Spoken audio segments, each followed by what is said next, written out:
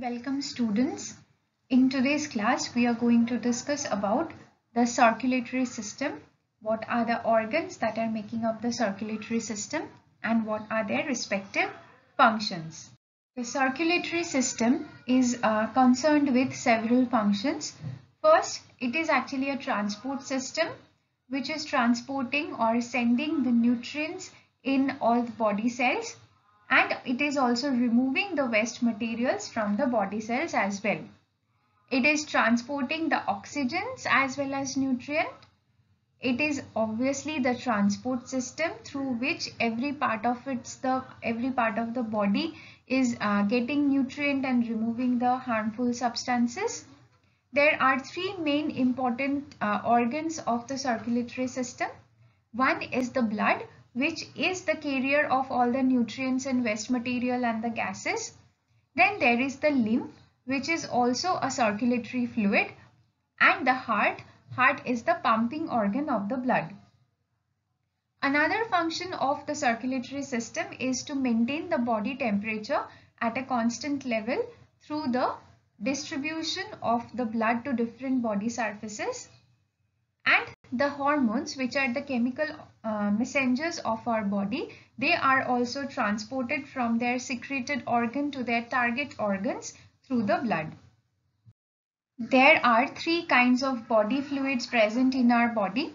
One is the blood, and the blood is pumped through the heart to different parts of the body, and in different parts the blood is again collected. Deoxygenated blood is again collected. It is turned back to the heart.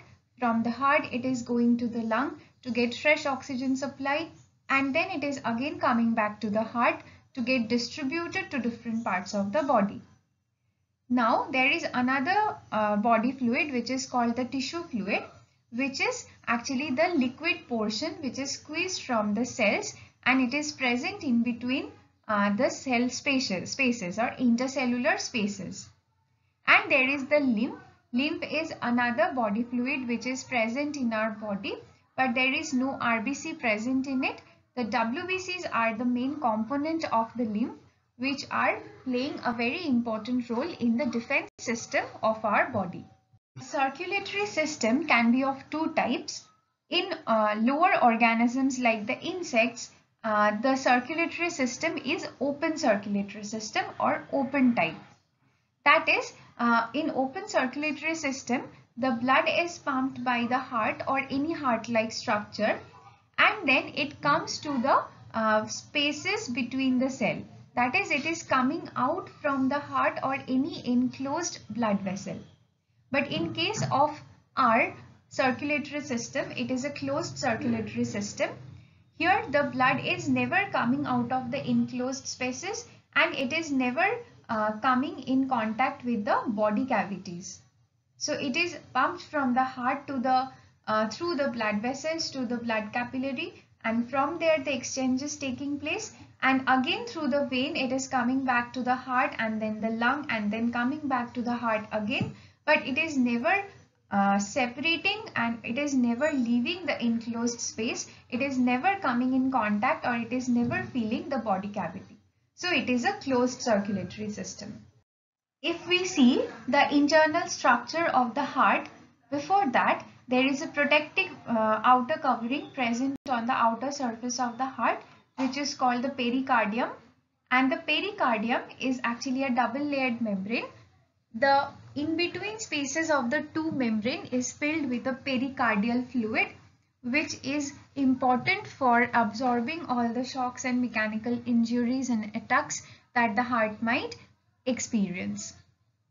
Now inside the heart there is a distinct left hand side part and a right hand side part, and the left hand side part and the right hand side part are separated from one another through a muscular septum. Then there are four chambers in the heart. The upper chambers are a little bit smaller than the lower chambers. Upper chambers are the blood receiving chambers and lower chambers are the blood pumping chambers. The blood receiving chambers are called auricle or atrium. The right hand side upper chamber is called right auricle or right atrium, and left hand side upper chamber is called left auricle or left atrium. Left auricle and right auricle is connected with the lower chambers with the ventricles through a valve-like structure or through a muscular tissue flap, which opens like a gate from the right auricle to the ventricle side or from left auricle to the ventricle side. The valve which is present in between the right auricle and right ventricle is called tricuspid valve, and the valve that is present between the left auricle and left ventricle is called the bicuspid valve or the mitral valve. These valves are very important for the proper functioning of the heart because these valves are only opening in one position or one direction, and they are controlling the unidirectional flow of the blood from auricle to the ventricle. It is making sure of the fact that the blood is always flowing from auricle to ventricle and never in the backward direction, that is from ventricle to auricle. Now at the base of the right ventricle, there is the pulmonary artery which is arising and which is carrying the deoxygenated blood to the lung. And from the base of the left ventricle, the aorta is arising, and that aorta is carrying the oxygenated blood to different parts of the body. Now the entrance of the blood from the right ventricle to the pulmonary artery and the left ventricle to the aorta is also guarded by three valves which are called semilunar valves. They are making sure that the blood is always flowing from the ventricles to the artery and the veins and never in the backward direction. The heart is actually beating in a particular rhythmic movement, and that movement is very important for pumping the blood to different parts of the heart and also from the heart to different parts of the body.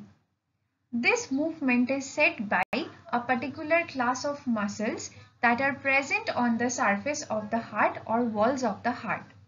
These are called the cardiac muscles, and cardiac muscles are always working. They are never at rest, because at rest of cardiac muscle, that means the heart will stop beating. There is a bunch of cardiac muscle at the right hand side corner of the right atrium or upper right hand side corner of the right atrium. This is called the sinus node or sinoatrial node or the natural pacemaker of the heart. This bundle of fiber or bundle of cardiac muscles are important for setting the electrical impulse throughout the muscles of the heart wall to set aside the movement through which the heart will beat and continuously beat. And it will just get distributed from the sinus node to different parts of the heart. It will just spread from the sinus node through left auricle and the right auricle, and it will spread to other parts of the heart as well. And that's why they are called the natural pacemaker of the heart, because it is setting on the speed of the beating of the heart. After observing and going through the structure of the heart, try to identify the parts marked 1 to 8 and name the organs and write the name of the parts of your heart in your copy. The blood vessels are of three types in our body. Blood vessel is any structure that is carrying blood. The direction of the blood vessel carrying blood can be different. The type of blood that the blood vessel is carrying can also be different.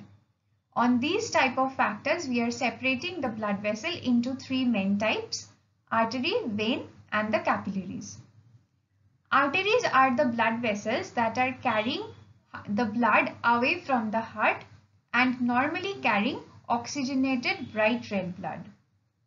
Veins are the blood vessels that are carrying the deoxygenated or less oxygenated blood towards the heart, and they are generally bluish green in color. And capillaries are just a connection between the artery and vein.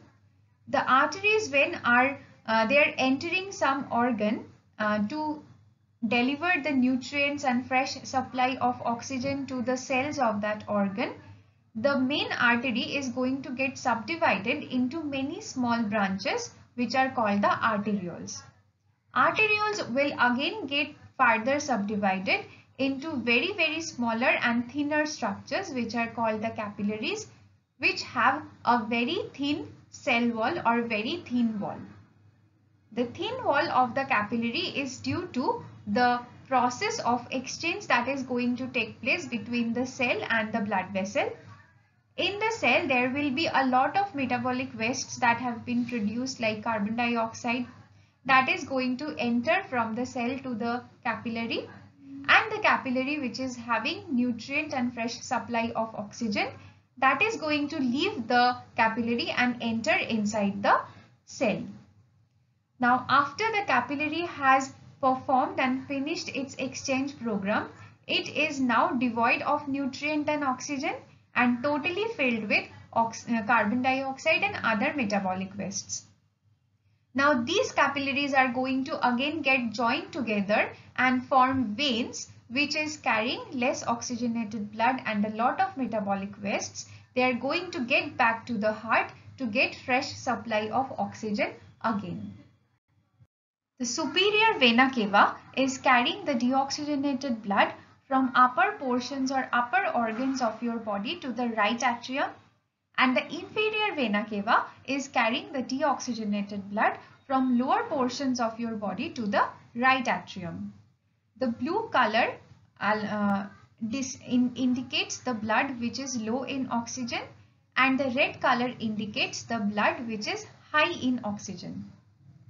After the blood has come to the right atrium then contracts and the blood goes from the right atrium through the opening of the tricuspid valve to the left ventricle.